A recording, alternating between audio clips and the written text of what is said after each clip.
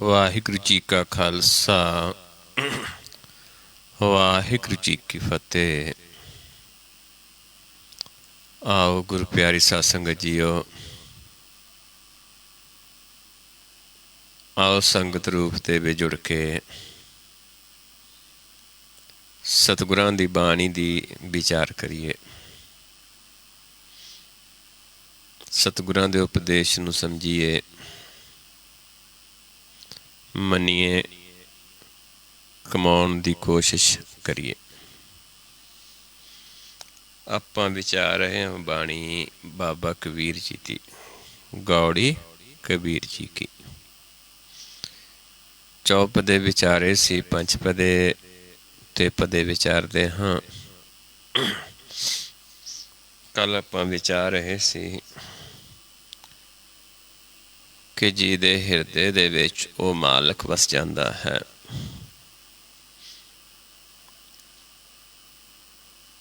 ਤੇ ਉਸ ਨੂੰ ਸੰਸਾਰ ਦਾ ਕੁਛ ਵੀ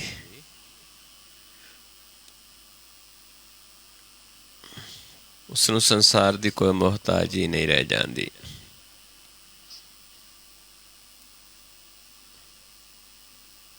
ਜਾ ਕੇ ਹਰਸਾ ਠਾਕੁਰ ਪਾਈ, ਜਿੱਥੇ ਜਿਹਦੇ ਹਿਰਦੇ 'ਚ ਹਰੀ ਦਾ ਵਸ ਜਾਂਦਾ ਹੈ, ਠਾਕੁਰ ਵਸ ਜਾਂਦਾ ਹੈ, ਮੁਕਤ ਅਨੰਤ ਪੁਕਾਰ ਜਾਈ। ਵੀ ਉੱਥੇ ਫਿਰ ਮੁਕਤੀ ਦਾ ਗਿਆਨ ਲਿਆ ਜਾਂਦਾ ਹੈ, ਜਿਹਦੇ ਹਿਰਦੇ 'ਚ ਵਸਿਆ ਹੈ। ਜਦੋਂ ਇਹ ਗਿਆਨ ਆਪਾਂ ਲੈਂਦੇ ਹਾਂ, ਕਹੋ ਕਬੀਰ ਇੱਕ ਬੁੱਧ ਵਿਚਾਰੀ। ਜਦੋਂ ਉਹ ਬੁੱਧ ਜਿਹੜੀ ਗੁਰ ਦੀ ਮੱਤ ਹੈ, ਵਿਵੇਕ ਬੁੱਧ ਜਿਸ ਨੂੰ ਕਹਿੰਦੇ ਹਾਂ, ਜਦੋਂ ਉਸ ਦੀ ਵਿਚਾਰ ਕਰਦੇ ਹਾਂ, ਕਿਆ ਵਸ ਜਾਓ ਵਿਖਦੇ ਮਹਤਾਰੀ।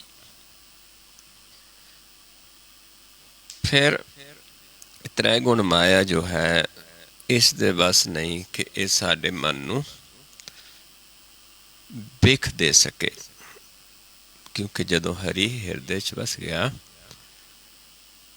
ਫਿਰ ਇਹ ਤ੍ਰੈ ਗੁਣ ਮਾਇਆ ਸਾਡੇ ਮਨ ਨੂੰ ਵਿਸ ਨਹੀਂ ਪਿਆ ਸਕਦੀ। ਅੰਮ੍ਰਿਤ ਪੀਂਦਾ ਹੈ ਮਨ, ਜੇ ਕੋਸ਼ਿਸ਼ ਵੀ ਕਰੇਗੀ ਨਹੀਂ ਪਿਲਾ ਸਕਦੀ। ਆਪਾਂ ਦੇਖਿਆ ਹੈ ਜਦੋਂ ਕ੍ਰਿਸ਼ਨ ਜੀ ਦੁਆਪਰ ਯੁੱਗ ਦੇ ਵਿੱਚ ਕ੍ਰਿਸ਼ਨ ਜੀ ਦਾ ਜਨਮ ਹੋਇਆ, ਤੇ ਕੰਸ ਨੇ ਉਹਨਾਂ ਨੂੰ ਮਾਰਨ ਦੇ ਵਾਸਤੇ ਬਹੁਤ ਸਾਰਾ ਕੁਛ, ਸਰਪ ਵੀ ਛੱਡਿਆ, ਜ਼ਹਿਰ ਵੀ ਪਿਆਈ, ਪਰ ਉਹਨਾਂ ਕੁਛ ਵੀ ਨਹੀਂ ਪੀਤਾ। ਨਾ ਜ਼ਹਿਰ ਪੀਤੀ, ਨਾ ਉਹਨਾਂ ਨੂੰ ਸੱਪ ਲੜ ਸਕਿਆ, ਡੰਗ ਸਕਿਆ, ਕਿਉਂਕਿ ਮਾਲਕ ਵਸਦਾ ਸੀ। ਇਸੇ ਤਰੀਕੇ ਜੇ ਸਾਡੇ ਮਨ ਦੇ ਵਿੱਚ ਪ੍ਰਭੂ ਦਾ ਵਾਸਾ ਹੋ ਜਾਂਦਾ ਹੈ, ਫਿਰ ਇਹ ਮਾਇਆ ਸਾਨੂੰ ਵੇਖ ਨਹੀਂ ਪਿਲਾ ਸਕਦੀ। ਮਨ ਨੂੰ ਉਹਦੇ ਵਸ ਨਹੀਂ ਕਿ ਉਹ ਸਾਨੂੰ ਵਿਖ ਪਿਆ ਦੇਵੇ। ਇਹ ਤੱਕ ਆਪਾਂ ਕੱਲ ਵਿਚਾਰ ਕੀਤੀ ਸੀ। ਸੋ ਆਓ ਅਗਲੇ ਸ਼ਬਦ ਦੀ ਵਿਚਾਰ ਕਰਦੇ ਹਾਂ।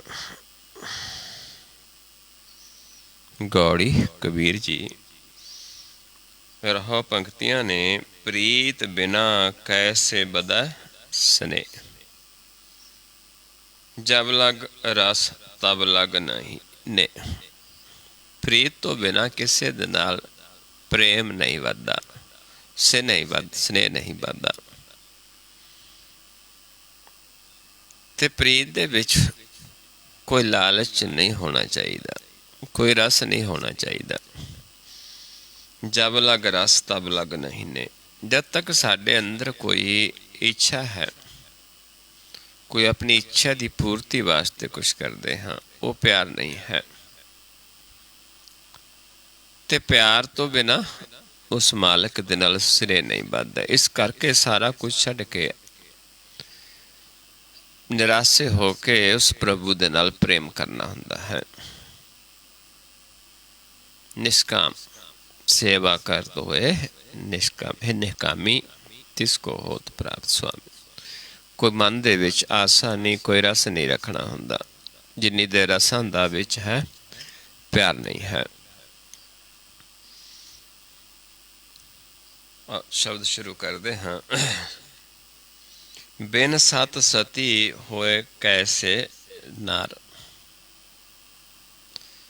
सच दे ज्ञान तो बिना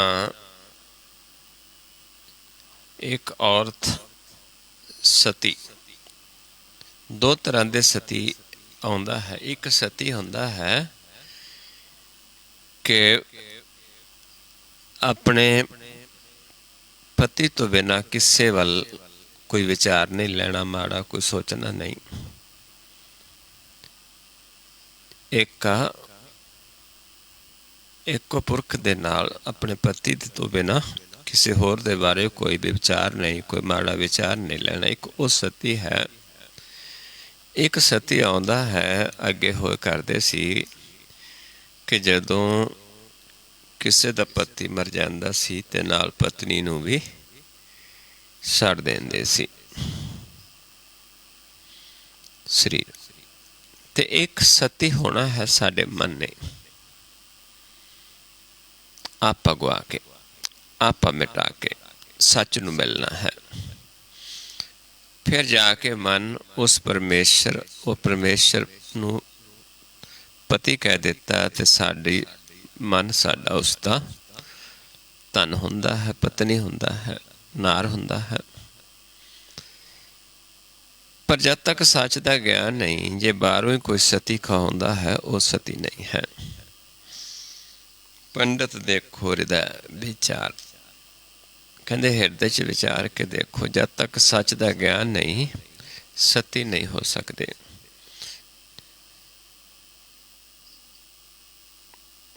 साहन सत करे जी अपना,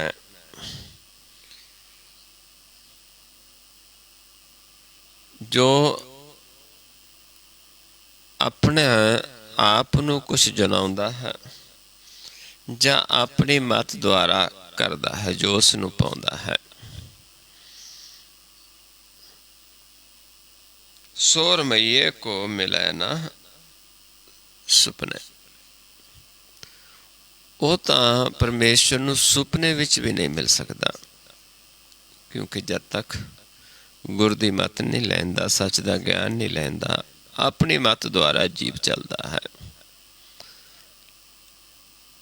वो परमेश्वर नूं सुपने विच भी नहीं मिल सकता।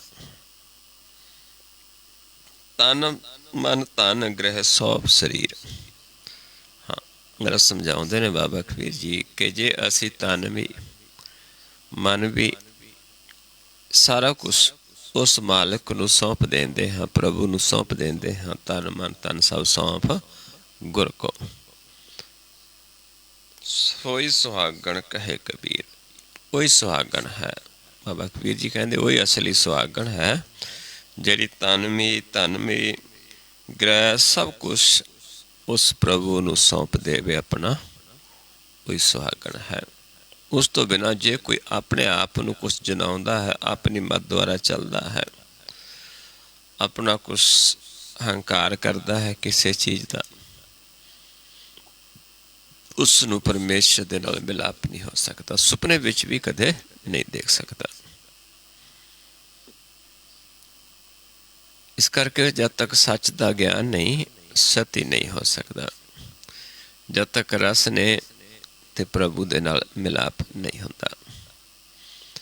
इस करके ने है सिर्फ उस दे दर्शनां दी तंग करनी, प्रीत करनी, बिना किसे लालच तो, बिना किस कोई भी आशा तो बिना प्रेम करना, वही असली प्रेम है।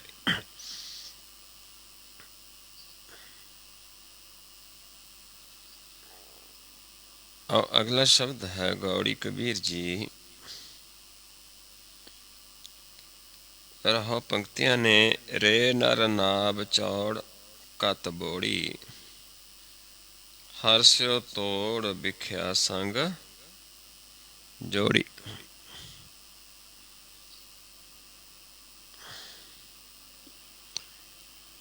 ਤੇ ਸਮਝਾਉਂਦੇ ਨੇ ਵੀ ਹੇ ਨਰ, ਤੂੰ ਕਿਹੜੇ ਜਹਾਜ਼ ਤੇ ਚੜ ਗਿਆ, ਕਿਹੜੇ ਬੇੜੇ ਤੇ ਚੜ ਗਿਆ? ਇਹ ਤਾਂ ਬੇੜਾ ਤੈਨੂੰ ਡੋਬ ਦੇਗਾ। ਰੇ ਨਰ ਨਾਵ ਚੌੜ ਕਤ ਬੋੜੀ, ਵੀ ਜਿਸ ਨਾਵ ਤੇ ਤੂੰ ਚੜਿਆ ਹੈ ਇਹ ਨਾਵ ਤੈਨੂੰ ਡੋਬ ਦੇਗੀ। ਹਰਸਿਓ ਤੋੜ ਵਿਖਿਆ ਸੰਗ ਜੋੜੀ, ਤੂੰ ਹਰੀ ਨੂੰ ਛੱਡ ਕੇ ਤਾਂ ਵਿਖਿਆ ਨਾਲ ਤ੍ਰੈ ਗੁਣਾਂ ਦੇ ਨਾਲ ਜੋੜ ਲਈ ਆਪਣੀ ਪ੍ਰੀਤ। ਇਹ ਜਿਹੜੇ ਬੇੜੇ ਤੇ ਤੂੰ ਚੜਿਆ ਹੈ, ਹਰੀ ਨੂੰ ਛੱਡ ਕੇ ਸੰਸਾਰ ਨਾਲ ਜੁੜਿਆ ਹੈ, ਇਹ ਤਾਂ ਬੇੜਾ ਤੈਨੂੰ ਡੋਬ ਦੇਗਾ।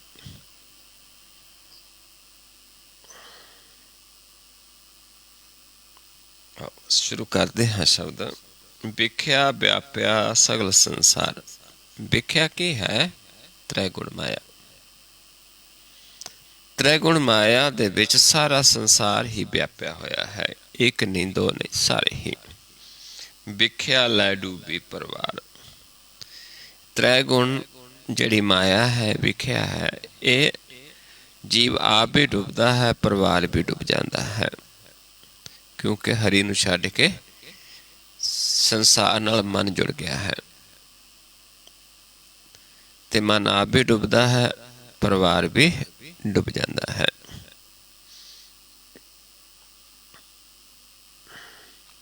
ਸੁਰ ਨਰ ਦਾਦੇ ਲਾਗੀ ਆਗ।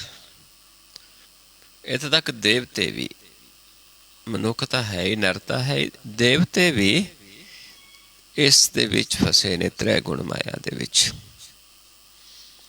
ਇਹਨਾਂ ਦੇ ਅੰਦਰ ਵੀ ਬੈਰ ਵਿਰੋਧ ਨਫ਼ਰਤ ਵਡਿਆਈ, ਇਹ ਅੱਗ ਭਟਕੀ ਹੋਈ ਹੈ ਇਹਨਾਂ ਦੇ ਅੰਦਰ ਵੀ। ਇਹ ਵੀ ਸੜ ਰਹੇ ਨੇ ਇਸ ਦੇ ਵਿੱਚ, ਦੇਵਤੇ ਵੀ, ਨਰ ਵੀ, ਦੇਵਤੇ। ਨਿਕਟ ਨੀਰ ਪਸ ਪੀਵਸਨਾ ਚਾਗ, ਕਿਉਂਕਿ ਦੇਵਲੋਕ ਤੱਕ ਅੰਮ੍ਰਿਤ ਪ੍ਰਾਪਤ ਨਹੀਂ ਹੈ। ਅੰਮ੍ਰਿਤ ਗੁਰ ਤੋਂ ਮਿਲਦਾ ਹੈ, ਇਸ ਕਰਕੇ ਅੰਮ੍ਰਿਤ ਨੇੜੇ ਹੀ ਹੈ। ਅੰਮ੍ਰਿਤ ਜਲ ਜਿਹਨੂੰ ਨੀਰ ਕਿਹਾ ਹੈ, ਕਹਿੰਦੇ ਪਰ ਉਹ ਪੀ ਨਹੀਂ ਸਕਦੇ, ਕਿਉਂਕਿ ਜਦ ਤੱਕ ਗੁਰ ਦਾ ਗਿਆਨ ਨਹੀਂ ਲੈਂਦੇ ਪੀ ਨਹੀਂ ਸਕਦੇ। ਵਿਖਿਆ ਨਾਲ ਜੁੜੇ ਰਹਿਣਗੇ, ਪ੍ਰਭੂ ਦੇ ਨਾਲ ਨਹੀਂ ਜੁੜ ਸਕਦੇ। ਪਸ਼ੂ ਦੀ ਨਹੀਂ ਹੈ, ਕਹਿੰਦੇ ਪੀਂਦਾ ਨਹੀਂ ਹੈ, ਨੇੜੇ ਹੀ ਦੇਖ ਰਿਹਾ ਹੈ ਅੰਮ੍ਰਿਤ ਨੂੰ, ਪਰ ਪੀ ਨਹੀਂ ਸਕਦਾ। ਚੇਤਤ ਚੇਤਤ ਨਿਕਸਿਓ ਨੀਰ, ਸੋ ਜਲ ਨਿਰਮਲ ਕਥਤ ਕਬੀਰ। ਇਹ ਜਿਹੜਾ ਨੀਰ ਹੈ, ਇਹ ਕਦੋਂ? ਜਦੋਂ ਅਸੀਂ ਚੇਤਦੇ ਹਾਂ, ਗੁਰ ਦੇ ਗਿਆਨ ਦੁਆਰਾ ਚੇਤਨਾ ਸ਼ੁਰੂ ਕਰਦੇ ਹਾਂ, ਫਿਰ ਅੰਮ੍ਰਿਤ ਪ੍ਰਗਟ ਹੋ ਜਾਂਦਾ ਹੈ। ਤੇ ਉਸ ਅੰਮ੍ਰਿਤ ਜਲ ਦੀ ਬਾਬਾ ਕਬੀਰ ਜੀ ਸਮਝਾਉਂਦੇ ਨੇ ਕਿ ਅਸੀਂ ਇੱਥੇ ਜੋ ਅੰਮ੍ਰਿਤ ਦਾ ਬਿਆਨ ਕਰਦੇ ਹਾਂ, ਉਸ ਜਲ ਦੀ ਵਿਚਾਰ ਕਰਦੇ ਹਾਂ, ਜਿਹੜਾ ਅਸੀਂ ਚੇਤ ਚੇਤ ਕੇ ਜਿਸ ਨੂੰ ਪ੍ਰਗਟ ਹੋਇਆ, ਪ੍ਰਾਪਤ ਕੀਤਾ ਤੇ ਪੀਤਾ ਹੈ। ਇੱਥੇ ਜਿਹੜੇ ਸੰਸਾਰੀ ਜੀਵ ਨੇ, ਨਰ ਵੀ ਤੇ ਦੇਵਤੇ ਵੀ, ਉਸ ਨੂੰ ਪੀ ਨਹੀਂ ਸਕਦੇ, ਹਾਲਾਂਕਿ ਬਹੁਤ ਨੇੜੇ ਹੈ। ਪਰ ਜਦ ਤੱਕ ਗੁਰ ਦਾ ਗਿਆਨ ਨਹੀਂ ਲੈਂਦਾ ਜੀਵ, ਉਸ ਨੂੰ ਚੇਤਨਾ ਹੀ ਨਹੀਂ ਆਉਂਦਾ ਕਿ ਚੇਤਨਾ ਕੀ ਹੈ, ਕਿਉਂਕਿ ਜਦ ਤੱਕ ਚੇਤੇਗਾ ਨਹੀਂ ਤੇ ਅੰਮ੍ਰਿਤ ਪ੍ਰਾਪਤ ਨਹੀਂ ਹੁੰਦਾ।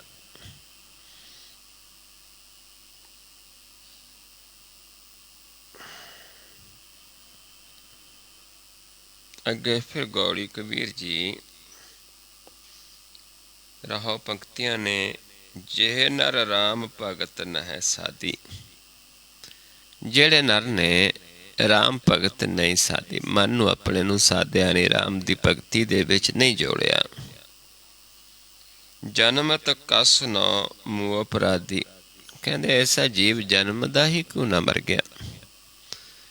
ਮਨੁੱਖਾ ਦੇਹੀ ਮਿਲੀ ਹੈ, ਜੁਗਾਂ ਤੋਂ ਬਾਅਦ ਮਿਲੀ ਹੈ। ਫਿਰਤ ਫਿਰਤ ਬਹੁਤ ਜੁਗ ਹਾਰਿਓ ਮਾਨਸ ਦੇ ਲਈ।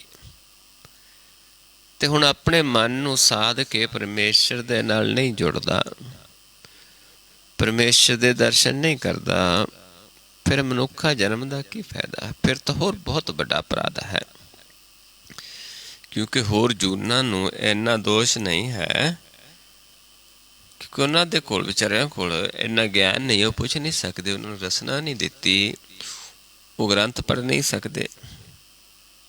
ਪਰ ਮਨੁੱਖਾ ਜਨਮ ਜਿਹੜਾ ਹੈ, ਇਸ ਦੇ ਵਿੱਚ ਤਾਂ ਸਾਰਾ ਕੁਛ ਹੈ। ਤੇ ਮਨੁੱਖ ਹੁੰਦੇ ਵੀ ਪਸ਼ੂਆਂ ਵਾਲੇ ਕੰਮ ਹੈ। ਕਰਤੂਤ ਪਸ਼ੂ ਕੀ ਮਾਨਸ ਜਾਤ। ਫਿਰ ਤਾਂ ਬਹੁਤ ਵੱਡੇ ਅਸੀਂ ਅਪਰਾਧੀ ਹਾਂ। ਕਹਿੰਦੇ ਐਸੇ ਤਾਂ ਮਰਦੇ ਹੀ ਕਿਉਂ ਨਾ ਜੰਮਦੇ ਹੀ ਕਿਉਂ ਨਹੀਂ ਮਰ ਗਏ। ਅਪਰਾਧ ਕਰਦੇ ਹਾਂ, ਉਸ ਪ੍ਰਭੂ ਨੂੰ ਨਹੀਂ ਜਾਣਿਆ ਜਿਸ ਨੂੰ ਮਿਲਣ ਦੇ ਵਾਸਤੇ ਸਾਨੂੰ ਵਾਰੀ ਮਿਲੀ ਹੈ। ਇਹ ਰਹੋ ਪੰਕਤੀਆਂ ਨੇ ਸ਼ਬਦ ਦੀਆਂ। ਆਓ ਸ਼ਬਦ ਸ਼ੁਰੂ ਕਰਦੇ ਹਾਂ। ਜਿਹੇ ਕੁਲ ਪੂਤ ਨਾ ਗਿਆਨ ਵਿਚਾਰੀ। ਵੀ ਜਿਸ ਕੁਲ ਦੇ ਵਿੱਚ ਕਿਸੇ ਪੁੱਤਰ ਨੇ ਗਿਆਨ ਦੀ ਵਿਚਾਰ ਨਹੀਂ ਕੀਤੀ, ਗਿਆਨ ਦੀ ਵਿਚਾਰ ਨਹੀਂ ਸੁਣੀ। ਵਿਧਵਾ ਕਸ ਨਾ ਭਈ ਮਹਤਾਰੀ। ਕਿ ਉਸ ਦੀ ਮਾਂ ਪਹਿਲਾਂ ਹੀ ਵਿਧਵਾ ਕਿਉਂ ਨਹੀਂ ਹੋ ਗਈ, ਪੁੱਤਰ ਨੂੰ ਜਨਮ ਹੀ ਨਾ ਦਿੰਦੀ। ਜਨਮ ਦੇਣ ਤੋਂ ਪਹਿਲਾਂ ਹੀ ਵਿਧਵਾ ਹੋ ਜਾਂਦੀ ਉਸ ਮਾਂ, ਜਿਸ ਮਾਂ ਨੇ ਉਸ ਬੱਚੇ ਨੂੰ ਜਨਮ ਦਿੱਤਾ, ਜਿਸ ਨੇ ਇਹ ਗਿਆਨ ਨਹੀਂ ਲਿਆ, ਗੁਰ ਦਾ ਗਿਆਨ ਨਹੀਂ ਲਿਆ, ਗਿਆਨ ਦੀ ਵਿਚਾਰ ਨਹੀਂ ਕੀਤੀ।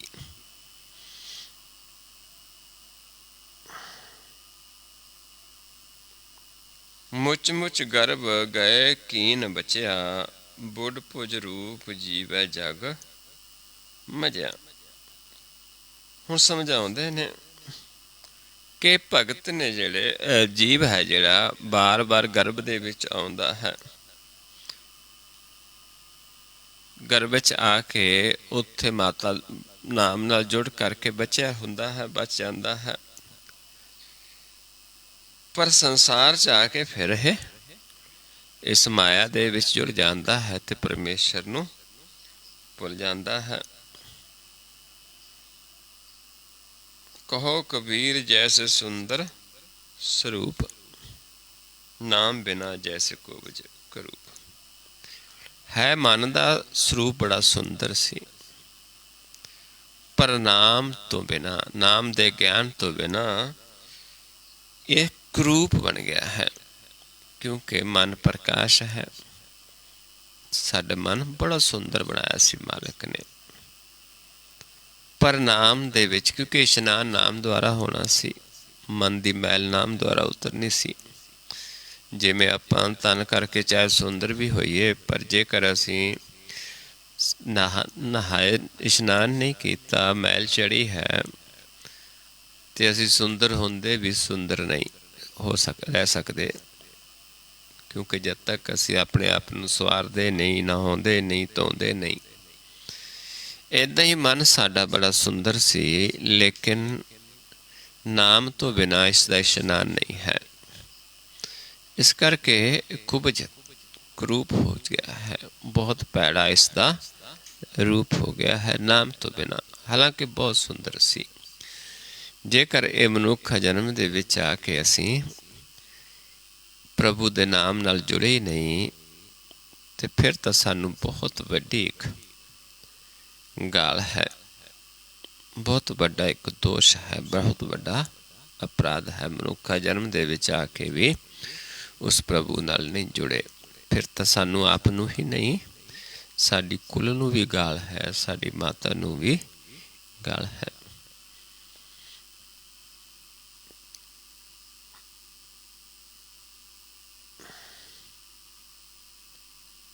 ਆਓ ਅਗਲਾ ਸ਼ਬਦ ਹੈ ਗੌੜੀ ਕਬੀਰ ਜੀ।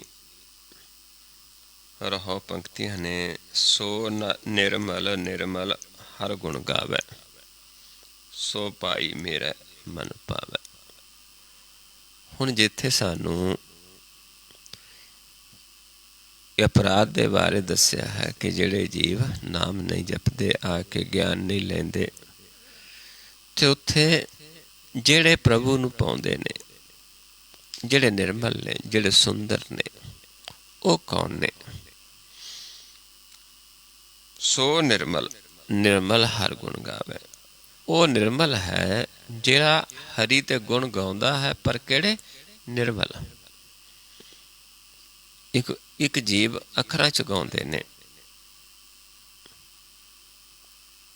ਬਾਜੇ ਛੈਣਿਆਂ ਨਾਲ ਗਾਉਂਦੇ ਨੇ, ਢੋਲਕੀਆਂ ਨਾਲ ਗਾਉਂਦੇ ਨੇ। एक है निर्मल, जिहड़ी निर्मल वाणी है, जिहड़ा ध्यान मार्ग है, जिसनूं निर्वाण कीर्तन भी कहा है। जिहड़ा वो गुण गाउंदा है वो जन निर्मल है। सो भाई मेरे मन पावे, ते समझाउंदे ने कि भाई वही मेरे मन नूं पाउंदा है जिहड़ा निर्मल गुण गाउंदा है। जिसदा मन भी निर्मल है, तन भी निर्मल है, सतगुर ते करनी करदा है, वो कमाउंदा है ते फिर हरि दे गुण गाउंदा है। कदों? जदों प्रभु अपने गुण गवाउंदा है, जदों मन निर्मल हो जाता है, प्रकाश हो जाता है, ऐस वही फिर मन नूं पाउंदा है। ये रहो पंक्तियां ने। आओ शब्द शुरू करते हैं। जो जन ले खसम का नाव, तिन कै सद बलिहारै जाओ। जो जीव प्रभु तो वो नाम नूं प्राप्त कर लेंदा है। लेंदा किस तो है? अपने आप तो लिया नहीं जाता, क्योंकि प्रभु की भगती करता है, उसके हुक्म चलता है। प्रभु उसनूं नाम का खजाना बख्शिश करता है, क्योंकि प्रभु देखता है कि इस दे जोग है। तो उस तो बलिहारे जाइए, तिस कै सद बलिहारे जाओ। जिह घट राम रहा भरपूर, जिदे हिरदे च राम भरपूर वसिया होया है। तिन की पग पंकज हम तूर, भी उन्हां दे बचन, पग किथे है? बचन। उन्हां दी तूड़ी की है? बचन। कोई शरीर नहीं है इत्थे। ये ज्ञान जिन्हां नूं प्रभु वस जांदा है, जिन्हां द्वारा ज्ञान दिंदा है, वो फिर जिहड़े बचन ने उन्हां नूं असीं बांछना हुंदा है, उन्हां नूं लोचना हुंदा है, उन्हां नूं प्राप्त करना हुंदा है, जिन्हां दे हिरदे च आप प्रभु बसिया है। जात जुलाहा मत का तीर, पर मत जिहड़ी है वो धीरज वाली है, प्रभु दे विच समाया है। तन करके, क्योंकि तन दी एक जात हुंदी है, मन दी कोई जात नहीं है। तन करके जलाहा जात है, बाबा कबीर जी कहते साडी, पर मन करके असी प्रभु रूप हाँ, उस दे विच समाए हाँ। मन धीरज दे विच है। सहज सहज गुण रमै कबीर, हुण असी उस प्रभु दे गुण रमदे हाँ। किथे? सहज विच, जिथे निर्मल है, जिथे चौथा पद है, जिहड़ा सच्चा कर है। सहज, जिथे बैठ के प्रभु दे गुण गाए जाते हैं, उसके सोहले गाए जाते हैं। जिसनों आप पढ़ते हाँ, ये साचा सोहला साचे कर गावो, गावो तो सोहला कर साचा, जिथे सदा सच ते आवे, सच्चो ते आवे जातो तो पावे, गुरमुख जिना बुझावे। ये सच सबना का खसम है, जिस बख्शे सो जन पावे, कह नानक सच सोहला सच्चे कर गावे। उत्थे बाबा कबीर जी सहज दे विच वस के उस प्रभु दे गुण गाउंदे ने, सिफ सलाह करते ने, ज्ञान देंदे ने। केड़ा ज्ञान? निर्मल ज्ञान, त्रै गुणा तो जिहड़ा निर्लिप है, जिथे ध्यान मार्ग है, वो ज्ञान फिर देंदे ने।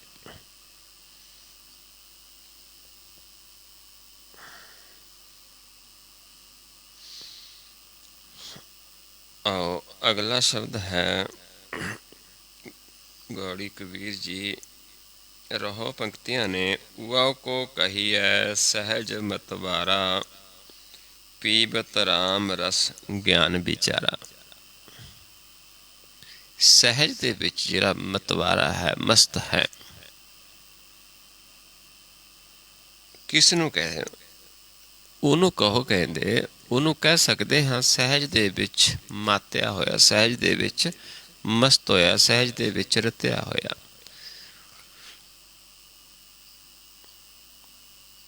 पीवत राम रस ज्ञान विचारा, जिहड़ा उस प्रभु दा ज्ञान दी विचार करता है, वो ज्ञान की है? रस है। ਰਾਮ ਰਸ, ਉਹ ਰਾਮ ਰਸ ਨੂੰ ਪੀਂਦਾ ਹੈ ਕਿਉਂਕਿ ਗੁਰ ਦੇ ਗਿਆਨ ਦੀ ਵਿਚਾਰ ਕਰਦਾ ਹੈ। ਉਹੀ ਸਹਿਜ ਦੇ ਵਿੱਚ ਮਾਤਾ ਹੈ, ਮਸਤ ਹੈ, ਰਤਿਆ ਹੈ। ਇਹ ਰਹੋ ਪੰਕਤੀਆਂ ਨੇ ਸ਼ਬਦ ਦੀਆਂ। ਗਗਨ ਰਸਾਲ ਚੂਏ ਮੇਰੀ ਪਾਠੀ। ਗਗਨ, ਗਗਨ ਦੇ ਵਿੱਚ ਰਸ ਹੈ। ਜਿਵੇਂ ਸੰਸਾਰ ਦੇ ਵਿੱਚ ਰਸ ਤਿਆਰ ਕੀਤੇ ਜਾਂਦੇ ਨੇ, ਸ਼ਰਾਬ ਤਿਆਰ ਕੀਤੀ ਜਾਂਦੀ ਹੈ ਥੱਲੇ ਭੱਠੀ ਬਾਲ ਕੇ, ਅੱਗ ਦੇ ਵਿੱਚ ਜਦੋਂ ਲੈਣ ਤਿਆਰ ਕਰ ਲੈਂਦੇ, ਗੁੜ ਖਰਾਬ ਕਰਦੇ ਪਹਿਲਾਂ ਪਾਉਂਦੇ ਨੇ, ਉਸ ਦੇ ਅੱਗੇ ਥੱਲੇ ਫਿਰ ਅੱਗ ਬਾਲੀ ਜਾਂਦੀ ਹੈ, ਉਸ ਦੇ ਵਿੱਚੋਂ ਭਾਪ ਉੱਠਦੀ ਹੈ, ਫਿਰ ਅੱਗੇ ਠੰਡੀ ਹੋ ਕੇ ਫਿਰ ਉਹ ਤਾਰ ਪੈਂਦੀ ਹੈ। ਇੱਦਾਂ ਹੀ ਇਹ ਗਗਨ ਹੈ ਜਿਹੜਾ ਇੱਥੇ ਜਦੋਂ ਅਸੀਂ ਧਿਆਨ ਲਾਉਂਦੇ ਹਾਂ, ਅਭਿਆਸ ਕਰਦੇ ਹਾਂ, ਅਤੇ ਇੱਥੋਂ ਨਾਮ ਰਸ ਜਿਹੜੀ ਧਾਰ ਹੈ ਆਪਣੀ ਸੁਖਮਨਾ ਵੀ ਜਿਸ ਨੂੰ ਕਹਿ ਦਿੰਦੇ ਹਾਂ, ਉਹ ਚੋਣੀ ਸ਼ੁਰੂ ਹੋ ਜਾਂਦੀ ਹੈ। ਸਾਨੂੰ ਉਹ ਦਰਸ਼ਨ ਹੋਣੇ ਸ਼ੁਰੂ ਹੋ ਜਾਂਦੇ ਨੇ, ਕਿਉਂਕਿ ਜਦ ਤੱਕ ਆਪੇ ਦਾ ਗਿਆਨ ਨਹੀਂ ਹੁੰਦਾ ਤੇ ਅੱਗੇ ਆਪਾਂ ਉਸ ਦੀ ਗਿਆਨ ਦੀ ਵਿਚਾਰ ਨਹੀਂ ਕਰ ਸਕਦੇ। ਪਰ ਹੁੰਦੀ ਕਿੱਥੇ? ਗਗਨ ਦੇ ਵਿੱਚ। ਗਗਨ ਕੀ ਹੈ? ਕੋਈ ਗਗਨ ਕੱਲਾ ਆਕਾਸ਼ ਹੀ ਨਹੀਂ, ਗਗਨ ਸਾਰੇ ਪਾਸੇ ਹੈ। ਆਕਾਸ਼ ਗਗਨ, ਪਾਤਾਲ ਗਗਨ ਹੈ, ਚੌਦਿਸ ਗਗਨ ਰਹਾਇਲੇ। ਇਸ ਕਰਕੇ ਇੱਥੇ ਫਿਰ ਭੱਠੀ ਹੈ, ਇੱਥੇ ਫਿਰ ਰਸ ਚਾਹੁੰਦਾ ਹੈ। ਸੰਚ ਮਹਾਰਸ ਤਨ ਪਾਇਆ ਪਿਆ ਕਾਠੀ। ਤਨ ਦੇ ਉੱਤੇ ਮਨ ਅਸਵਾਰੀ ਕਰਦਾ ਹੈ, ਬਹਿੰਦਾ ਹੈ,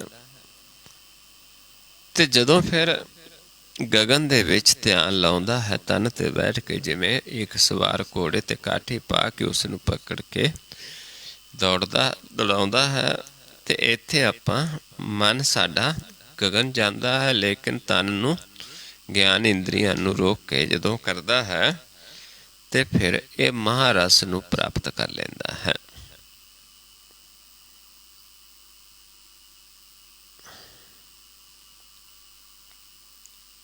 ਸਹਿਜ ਕਲਾਲਨ ਜੋ ਮਿਲ ਆਈ।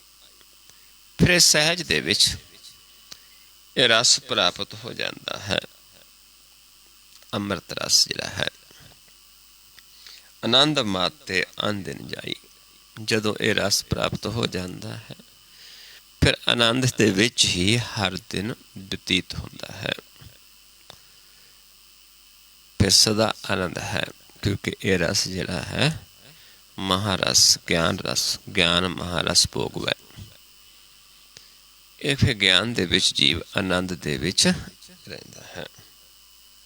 ਚੀਨਤ ਚੀਨਤ ਚੀਨਤ ਚੀਤ ਨਿਰੰਜਨ ਲਾਇਆ। ਕਹਿੰਦੇ ਆਪਣੇ ਆਪ ਨੂੰ ਪਹਿਲਾਂ ਪਹਿਚਾਨਿਆ, ਆਪੇ ਨੂੰ ਚੀਨਿਆ, ਫਿਰ ਮਨ ਨੂੰ ਉਸ ਪ੍ਰਭੂ ਪ੍ਰਗਟ ਹੋ ਜਾਂਦਾ, ਨਿਰੰਜਨ ਦੇ ਨਾਲ ਜੋੜ ਦਿੱਤਾ। ਕਹੋ ਕਬੀਰ ਤੇ ਅਨੁਭਵ ਪਾਇਆ। ਇਸ ਤਰੀਕ ਦਾ ਬਾਬਾ ਕਬੀਰ ਜੀ ਕਹਿੰਦੇ ਨੇ ਕਿ ਅਸੀਂ ਅਨੁਭਵ ਪ੍ਰਕਾਸ਼ ਜੋ ਹੈ ਉਸ ਨੂੰ ਪ੍ਰਾਪਤ ਕਰ ਲਿਆ, ਆਪੇ ਨੂੰ ਚੀਨਿਆ। ਆਪਣੇ ਚੀਨਣਾ ਕੀ ਹੁੰਦਾ? ਆਪਣੇ ਪ੍ਰਕਾਸ਼ ਰੂਪ ਨੂੰ ਦੇਖਿਆ।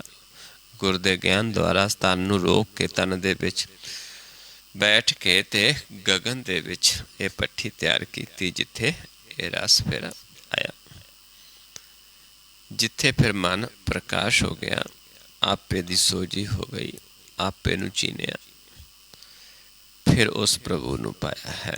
ਕਿਉਂਕਿ ਜਦ ਤੱਕ ਆਪੇ ਦਾ ਨੂੰ ਚੀਨਦੇ ਨਹੀਂ, ਆਪਣੇ ਪ੍ਰਕਾਸ਼ ਰੂਪ ਨੂੰ ਨਹੀਂ ਦੇਖਦੇ, ਪਰਮ ਦੂਰ ਨਹੀਂ ਹੁੰਦਾ। ਕਹੇ ਨਾਨਕ ਬਿਨ ਆਪਾ ਚੀਨੈ, ਮਿਟੇ ਨਾ ਪਰਮ ਕੀ ਕਾਈ। ਵੀ ਜਦ ਤੱਕ ਆਪਾਂ ਨਹੀਂ ਚੀਨ ਲੈਂਦੇ, ਆਪਾਂ ਚੀਨਣਾ ਕਿ ਆਪਣੇ ਪ੍ਰਕਾਸ਼ ਰੂਪ ਦੇ ਦਰਸ਼ਨ ਨਹੀਂ ਕਰ ਲੈਂਦੇ। ਕਿਵੇਂ ਹੁੰਦੇ ਨੇ? ਗੁਰ ਦਾ ਗਿਆਨ ਲੈ ਕੇ ਜਦੋਂ ਅਸੀਂ ਕਮਾਉਂਦੇ ਹਾਂ, ਵਾਰ ਵਾਰ ਸਮ ਕਰਕੇ ਆਪਣੇ ਆਪ ਨੂੰ ਦੇਖਣ ਦੀ ਕੋਸ਼ਿਸ਼ ਕਰਦੇ ਹਾਂ, ਫਿਰ ਧਿਆਨ ਨੀਚੇ ਲਗਾਉਂਦੇ ਹਾਂ, ਫਿਰ ਆਪੇ ਨੂੰ ਦੇਖਦੇ ਹਾਂ, ਤੇ ਇੱਥੇ ਤਿਆਉਂਦੇ ਤਿਆਉਂਦੇ ਮੁੱਖ ਪ੍ਰਕਾਸ਼ ਹੋ ਜਾਂਦਾ ਹੈ, ਆਪੇ ਦੀ ਪਹਿਚਾਨ ਹੋ ਜਾਂਦੀ ਹੈ।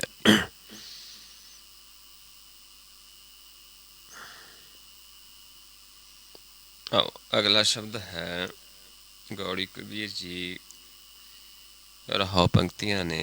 कवन सुमुन जो मन मारै, मन को मार कहो किस तारै।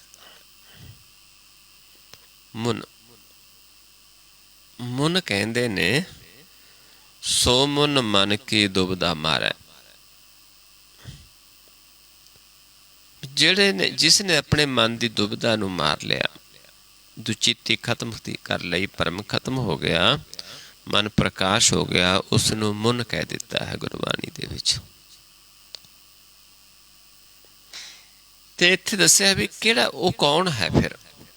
ਕਵਨ ਸੁਮੁਨ ਜੋ ਮਨ ਮਾਰੈ, ਜਿਹਨੇ ਮਨ ਨੂੰ ਮਾਰਿਆ ਕੌਣ ਹੈ, ਕਿਹੜਾ ਮੁਨ ਹੈ, ਕੋਈ ਹੈ ਐਸਾ। ਮਨ ਕੋ ਮਾਰ ਕਹੋ ਕਿਸ ਤਾਰੈ, ਫਿਰ ਉਹ ਕਿਵੇਂ ਮਨ ਨੂੰ ਮਾਰ ਕੇ ਫਿਰ ਕਿਹਨੂੰ ਤਾਰਦਾ ਹੈ, ਕਿਉਂਕਿ ਤਰਨਾ ਕਿਸ ਨੇ ਹੈ, ਮਨ ਨੇ। ਮਨ ਜਦ ਤੱਕ ਹਉਮੈ ਦੇ ਵਿੱਚ ਹੈ ਤੇ ਇਸ ਨੂੰ ਲੋਹ ਕਹਿ ਦਿੱਤਾ, ਲੋਹਟ ਕਹਿ ਦਿੱਤਾ ਹੈ, ਲੋਹੇ ਦਾ ਮਨ ਜਿਵੇਂ ਹੈ। ਜਿੰਨੀ ਦੇਰ ਕੋਈ ਲੋਹਾ ਹੈ, ਲੋਹਾ ਕਦੇ ਤਰਦਾ ਨਹੀਂ ਹੈ, ਲੋਹਾ ਡੁੱਬ ਜਾਂਦਾ ਹੈ। ਤੇ ਫਿਰ ਲੋਹਾ ਕਿਵੇਂ ਤਰਦਾ ਹੈ, ਲੱਕੜ ਦਾ ਸੰਗ ਕਰਕੇ। ਜਦੋਂ ਸੰਤ ਜਨ ਜਿਨ੍ਹਾਂ ਨੇ ਆਪਣੇ ਮਨ ਨੂੰ ਮਾਰਿਆ ਹੈ ਉਹ ਗੁਰ ਦਾ ਗਿਆਨ ਦਿੰਦੇ ਨੇ, ਗੁਰ ਦੇ ਗਿਆਨ ਦੁਆਰਾ ਮਨ ਸਾਡਾ ਪਾਰ ਹੋ ਜਾਂਦਾ ਹੈ। ਤੇ ਫਿਰ ਕੀ ਹੁੰਦਾ ਹੈ ਕਿ ਪਾਰਸ ਦੇ ਨਾਲ ਭੇਟ ਦਿੱਤਾ ਜਾਂਦਾ ਹੈ ਤੇ ਕੰਚਨ ਬਣ ਜਾਂਦਾ ਹੈ।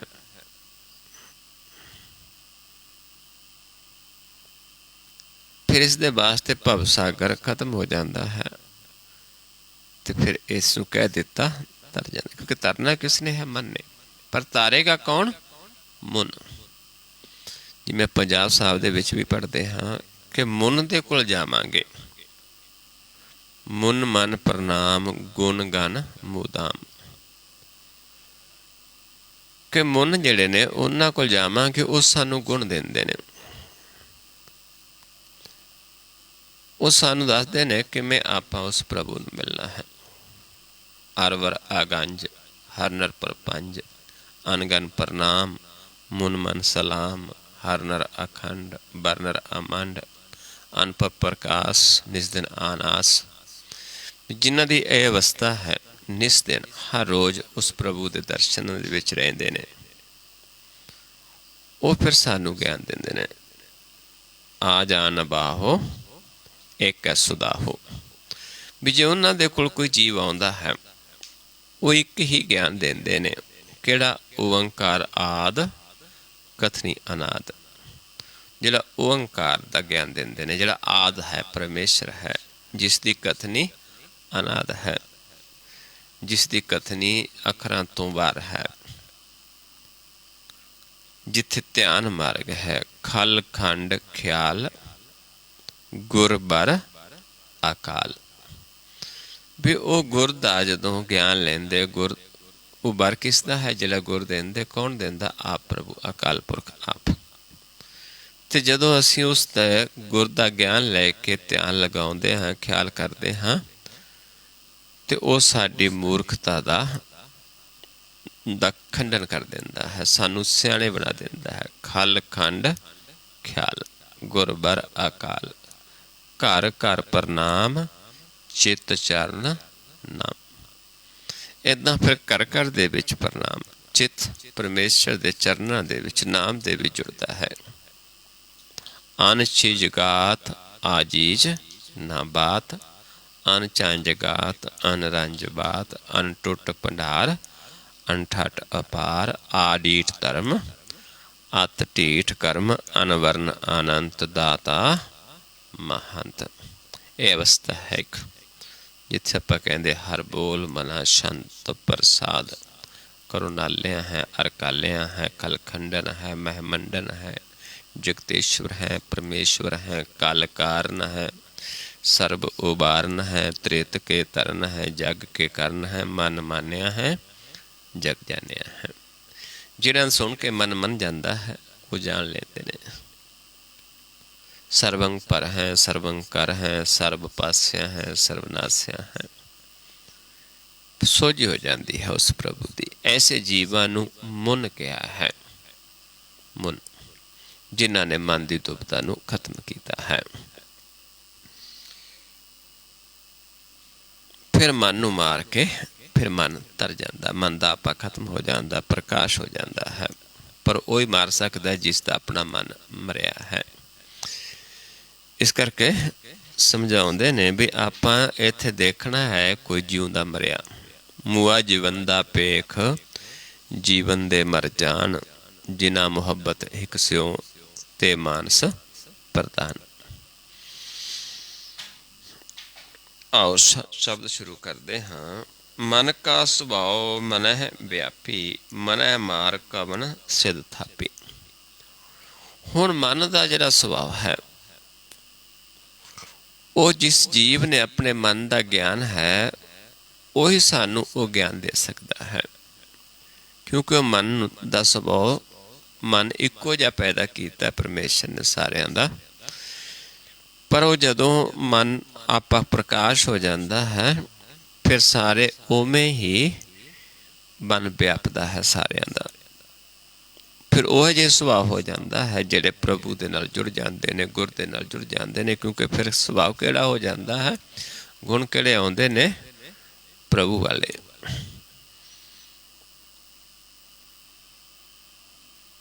मन नूं मार के जिहड़े भी इस सिद्ध नूं प्राप्त कर लेंदे ने, सोझी लै लेंदे ने, उन्हां दा सारिਆਂ दा फिर मन का सुभाव इक्को जिहा हो जाता है। मन अंतर बोलै सब कोई। हुण मन दे अंदर सारे बोलते ने। मन मारे बिन भगत ना होई। जब तक मन नहीं मरदा भगती नहीं होंदी। क्योंकि भगती होनी है मुन दा संग करके वो दसदे ने किवें मन नूं मारना है, मन की मूर्खता का किवें खंडन करना है। ते फिर प्रभु की भगती होंदी है। मन तो मर तो बिना भगती नहीं होंदी। कहो कबीर जो जाने पियो, मन मधुसूदन त्रिभुवन दियो। हुण बाबा कबीर समझाउंदे ने भी जिहड़े इस भेद नूं जाणदे ने मन नूं मारना किवें है, मन नूं मार के किवें प्रभु दे विच समाउणा है, उन्हां दा मन क्योंकि अपना मन मरिया है उस परमेश्वर दा रूप ही हो जाते ने। मन मधुसूदन त्रिभुवन दियो। त्रै भवनां दे विच प्रभु उन्हां द्वारा ही सानू ज्ञान दिंदा है। क्योंकि वो प्रभु दे हो जाते ने, प्रभु उन्हां दा हुंदा है। ते उन्हां द्वारा ही ज्ञान दिंदा है कि किवें आपां मन नूं मारना है, किवें भगती करनी है। क्योंकि जब मन प्रकाश हो गया फिर मन की भगती शुरू होती है।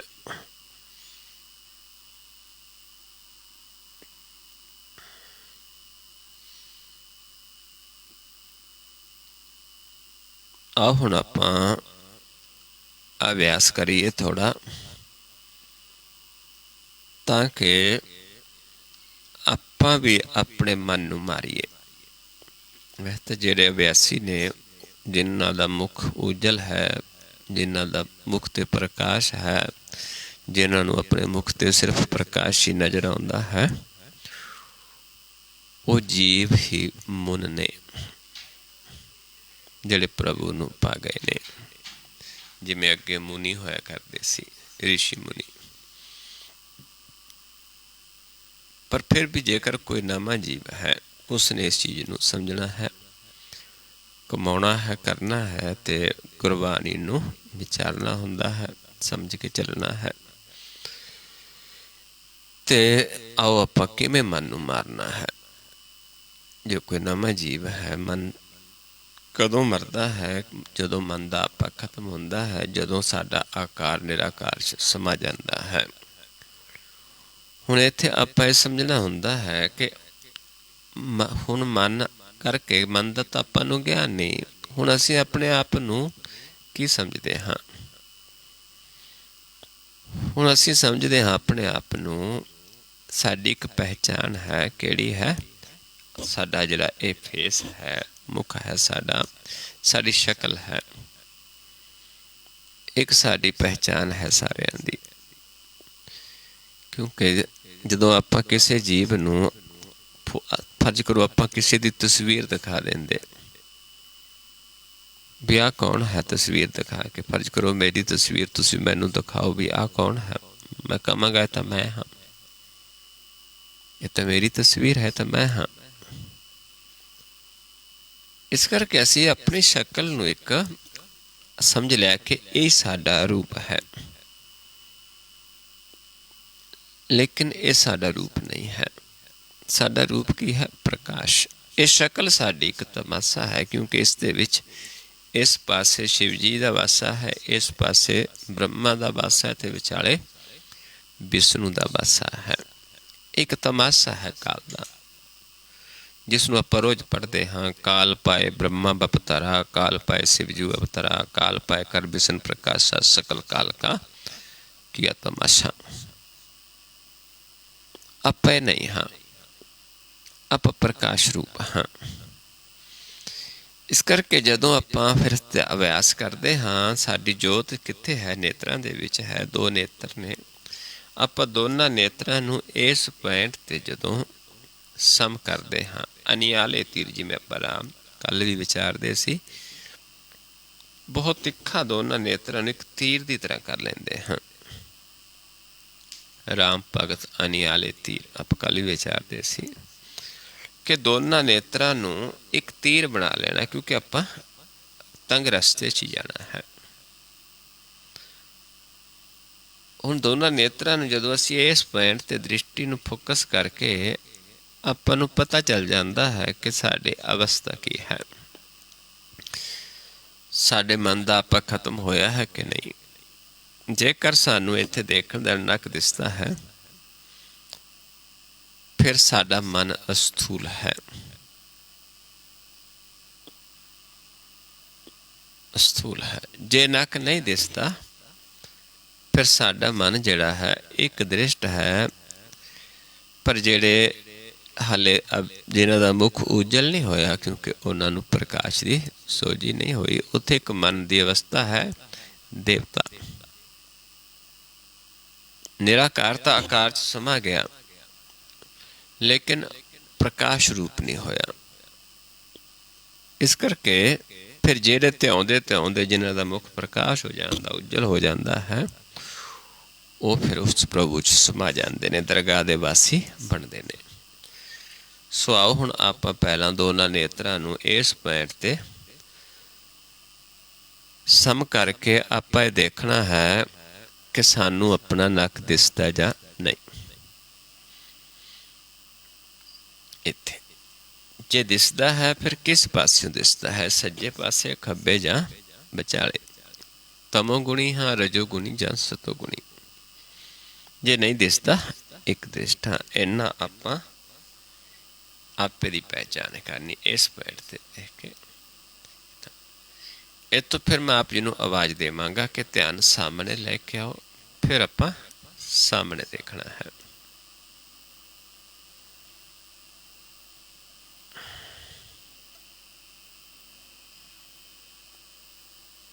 फिर जदों मैं कहांगा ध्यान मस्तक के सामने लै जो, पलकां उत्ते चुक दे।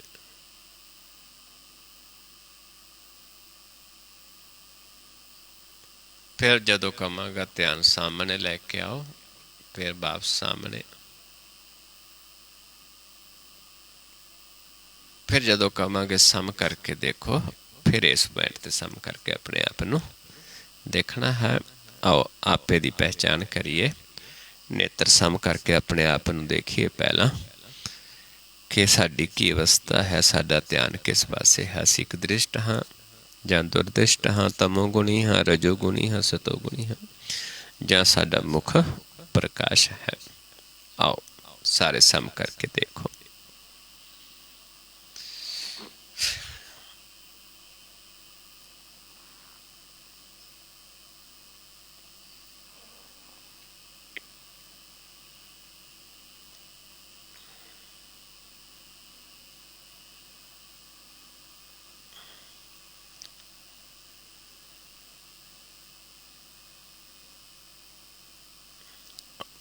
ध्यान सामने लेके आइए, सामने देखिए।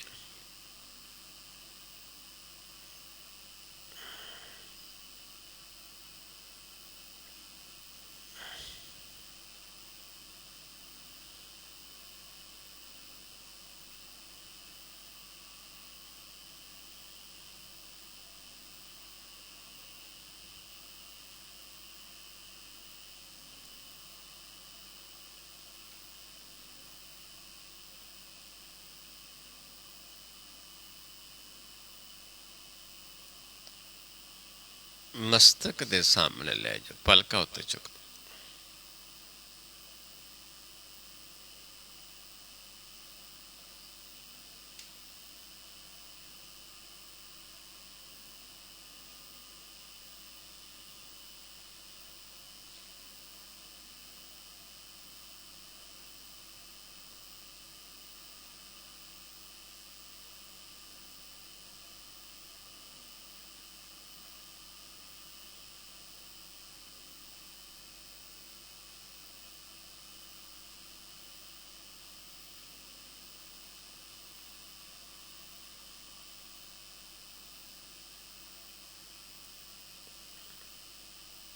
फिर सामने लेके आई।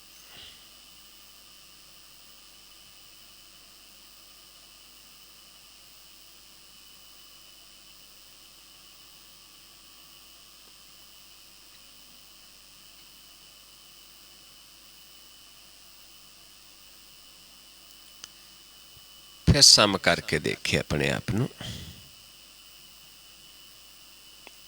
दृष्टि नू फोकस करके इस पॉइंट ते अपने आप नू देखिए। फिर जेकर कोई नवा जीव जे नक दिसदा सी, उसने हुण ये देखना है कि नक दिसनों हट गया, एक दृष्ट हो गया जिसनों पर नक नजर नहीं आता।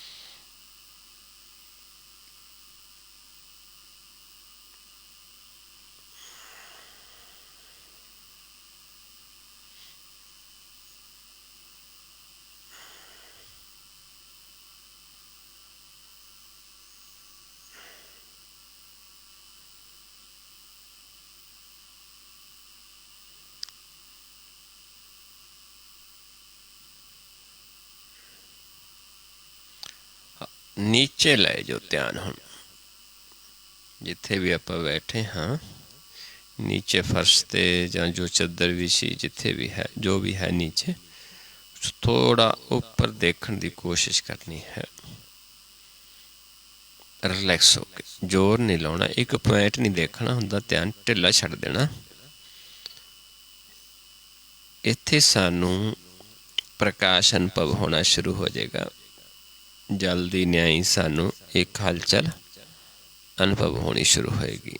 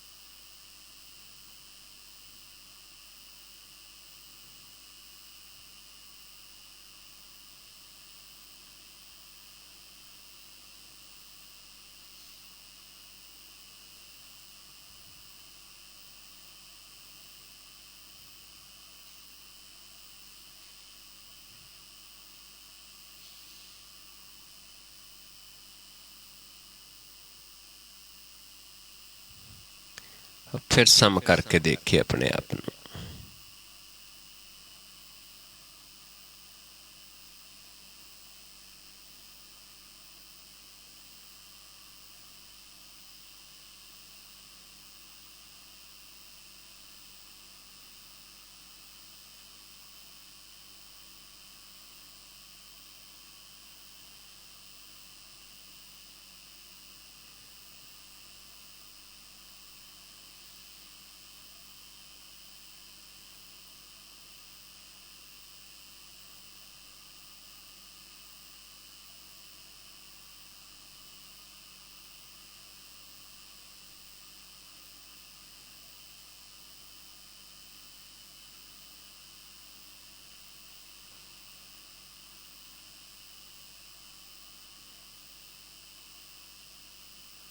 फिर नीचे लै जाओ ध्यान।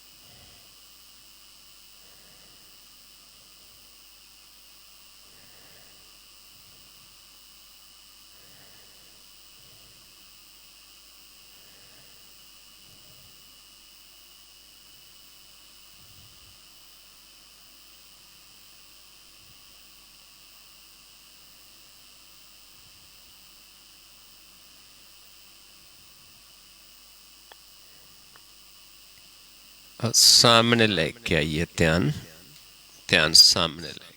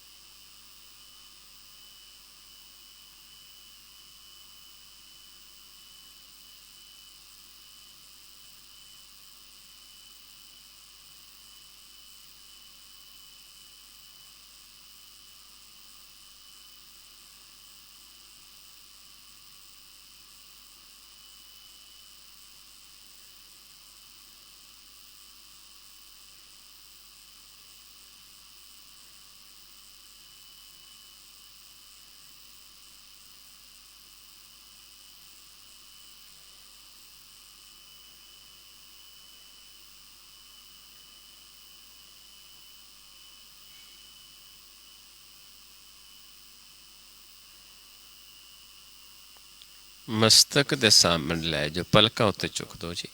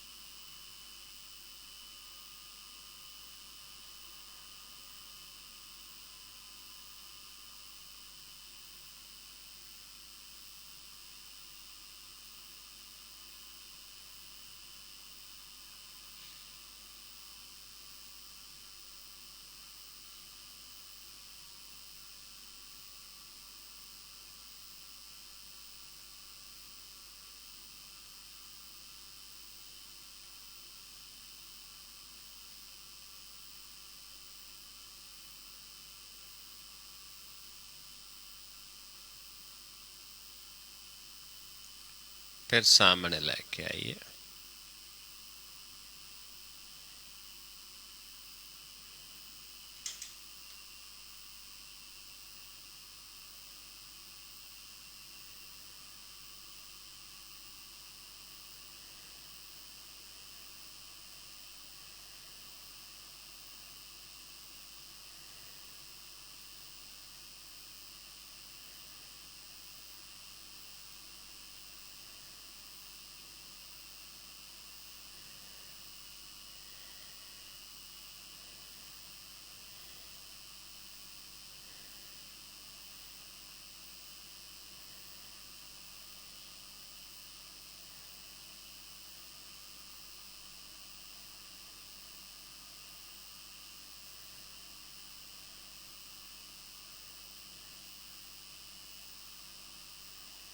नीचे ले जो ध्यान,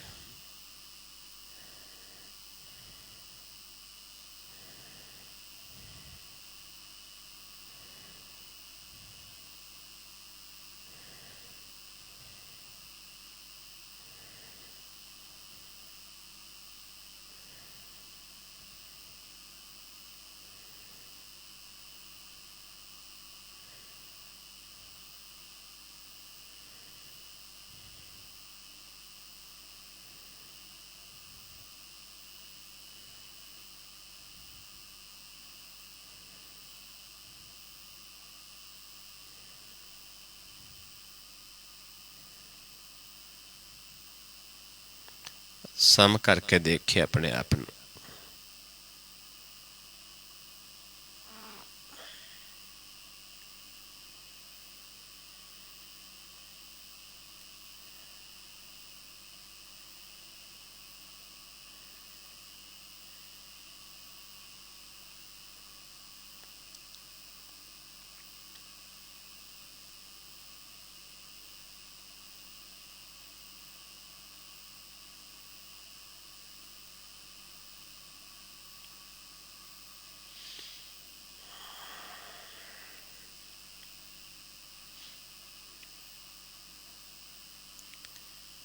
वाहिगुरु जी का खालसा, वाहिगुरु जी की फतेह। सो गुरमुख प्यारिओ, इस तरीके दे नाल आपे नूं चीनना है, आपे दी पहचान करनी है।